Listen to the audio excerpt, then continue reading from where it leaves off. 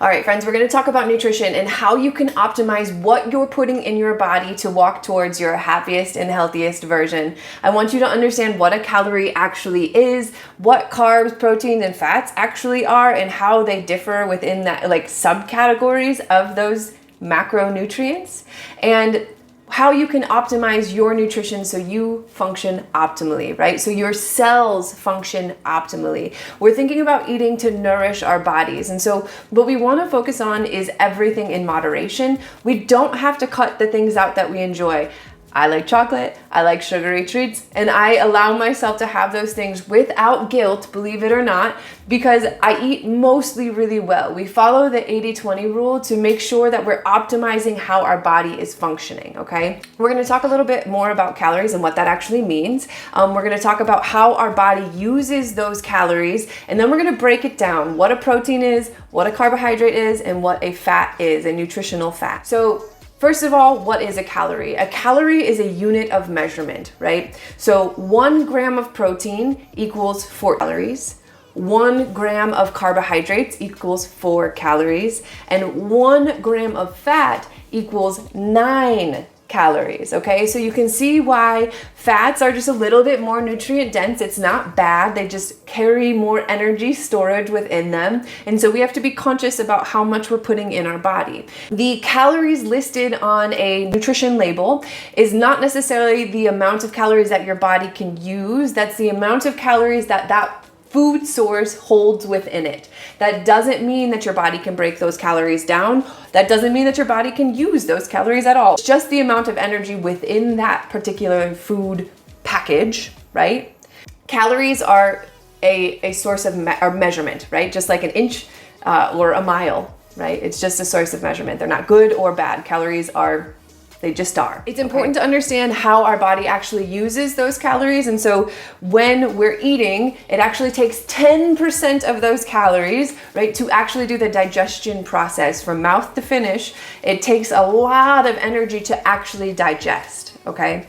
And then it takes only 20% of our calories, or 20% of our calories for our physical activity. And some people maybe use more energy than others, depending on their level of physical activity. But when you do a workout and your app tells you that you've burned X amount of calories, that is not permission to add those calories to your daily intake. It's only 20% of actually your energy usage, okay?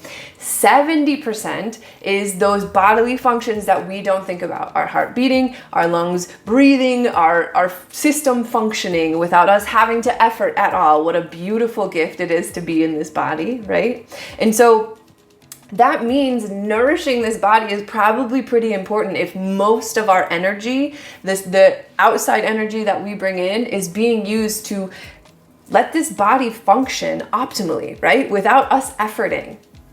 Amazing. Now, you may have heard of your basal metabolic rate. So your basal metabolic rate is the number of calories that your body needs in a coma state. This is not any additional calories to digest anything. That's not any additional calories to blink your eyes. The basal metabolic rate is your baseline calories if you are just functioning. It is important to, one, know your basal metabolic rate, but probably not dip too far below that, not on a consistent basis. It's okay to go in a calorie deficit for a period of time. You don't always want to be in a calorie deficit. And what often works is creating a calorie deficit where you have a little bit lower calories on some days and a little bit higher on other days, so it averages out to still being in a calorie deficit if fat loss is your goal.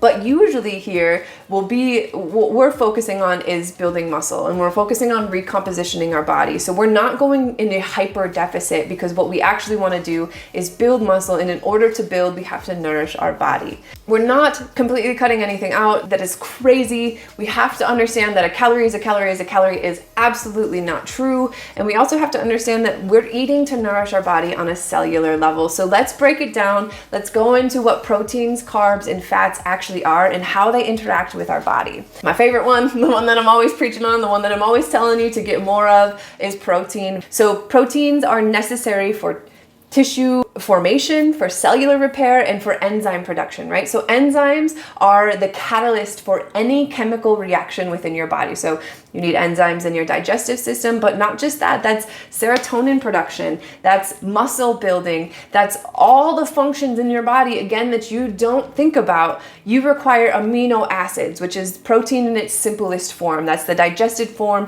When it's flowing through our blood, we have amino acids. It's important to also know that there are 20 amino acids and only 9 of them are essential.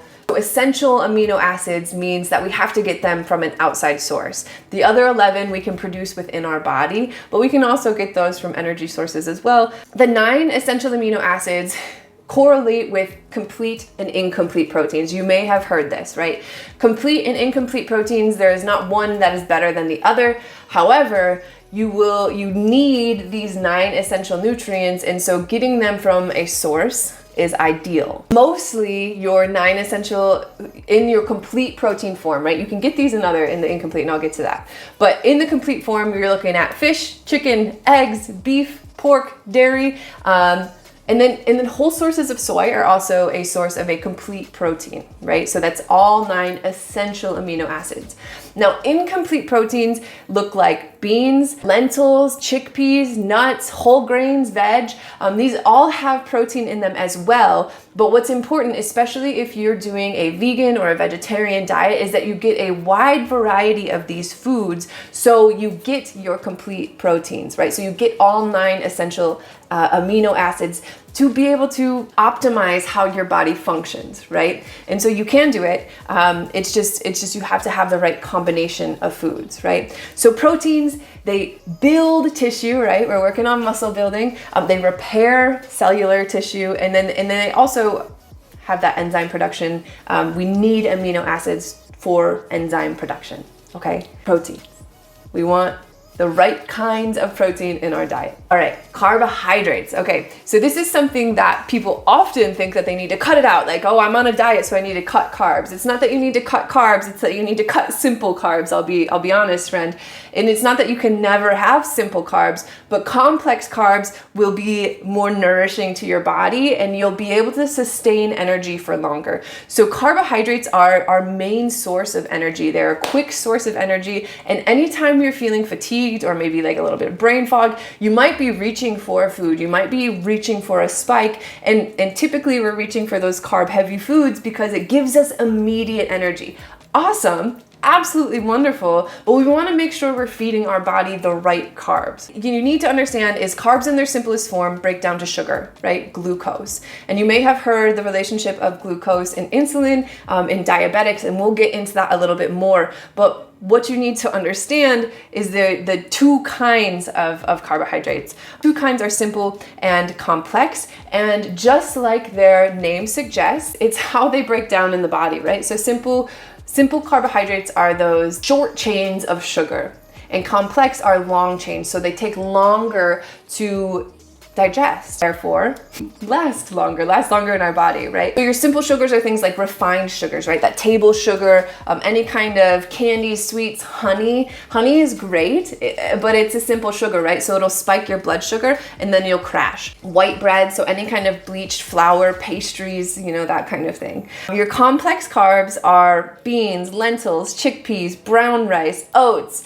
quinoa, we have whole grain bread, starchy vegetables, and I'm cool with white or sweet potatoes. They both work well in sustaining energy. And fruit is also a carb, and it's a complex carb because fruit comes with, even though some fruits have high sugar content, it also has fiber, which makes the sugar digest differently. So that's important to understand that fiber content plays a role in those sugars. So fruit juices are different from actually eating an apple or some, other fruit. So complex and simple carbs. It's not that you can't ever have a simple carb. It's not that you can't have those sugary treats. It's that you have to recognize how they work in the body. What happens is these simple carbs spike our blood sugar and then they crash us, right? What our system does is reach for more. And that's kind of part of the reason that we tend to binge on these things, right? These sugary treats, these indulgent foods, is because we spike, dip, spike, dip, spike, dip. Where those complex carbs, they don't spike, they sustain for a lot longer, okay? When we think about carbohydrates, it's often associated with diabetes, and that's not actually the case. It's not just carbs that lead someone to a diabetic system. What it is typically a sedentary lifestyle and the wrong nutrition across the board, right? It's processed foods that are not nourishing to our body, and then that leads to being overweight typically, and our body can no longer produce insulin. Either we don't have the ability to produce the right amount, or our cells can no longer receive the signal from insulin to use the glucose within our blood, right? So let me rewind. Carbohydrates in their simplest form, when they're digested, is glucose. Our pancreas releases insulin in order for our cells to absorb that glucose and use it as energy. If our cells have been infiltrated with high insulin levels to fill the cells, right, they become resistant and say, hold on a second, we've already been filled with energy, put that elsewhere. What happens is our pancreas goes on hyperdrive, and then eventually it can't keep up. Eventually our system starts to shut down. So we want to avoid diabetes at all costs, but diabetes is not just because of sugar. You eventually have to be really, really conscious of your sugar when you have diabetes, but it is not caused by sugar. It's caused by, in general, a poor diet. So carbs, there are some that are more nutrient dense, some that are less nutrient dense, and we want to focus on the carbs that last in our system for the longest period of time, right? So these are starchy vegetables and things that will sustain our energy, so that way our brain functions properly. We talked about protein, we talked about carbs, let's talk about fat. Now, fat is a fun one as well. It's another one that people always feel like they need to cut that out, and there's a lot of misinformation about fat and what fats we should be getting. So nutritional fat is necessary. It's necessary for cell membrane function, right? So this means that we need fats within our diets in order for our cells to communicate with one another. Okay, so you can see why it's really important to get the right fats. You've heard of omega-3s and you've heard of healthy fats, so we'll talk about that, right? So let's talk about what not to do first. So trans fats are artificial fats, and we want to avoid these at all costs. And it doesn't, again, mean that you have to completely cut them out of your life, but they do not serve our body very well. Our body cannot use them well, and so we have to, again, moderation.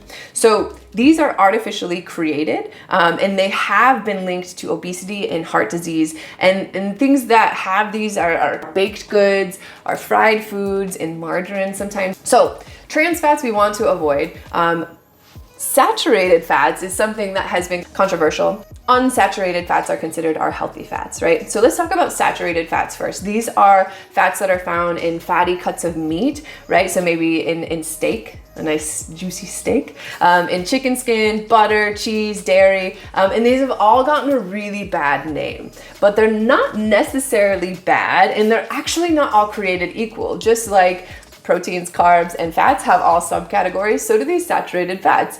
So we have to be aware of what we're putting in our body. I particularly prefer grass-fed beef, and this is full of saturated fat, but fats that my body needs and thrives on, okay? I think it's important to not just cut saturated fats out. Even if you have heart disease, even if your doctor has told you not to eat coconut oil, I think it's important to understand that these fats have gotten a bad name, but they're actually not the enemy.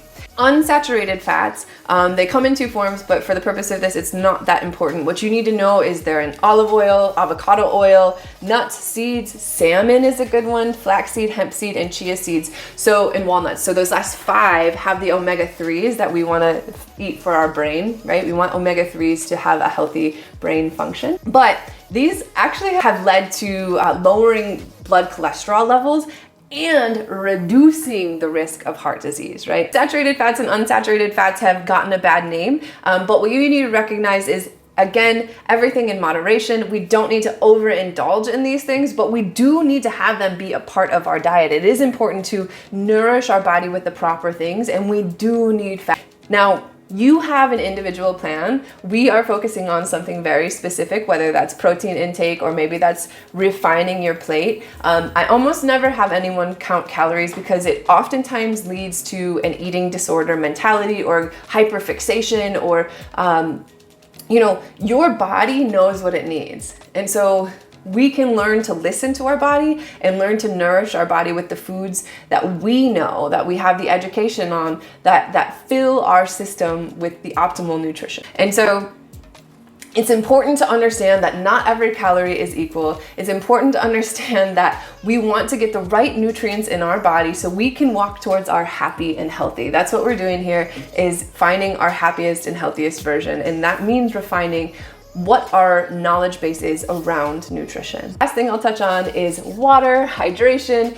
Hydration is so fucking important, and we emphasize it the whole way through because water is what transports these nutrients to all of our cells. So it's important to stay hydrated. It's important to stay nourished with the right foods and to fill our body with things that will help us operate optimally.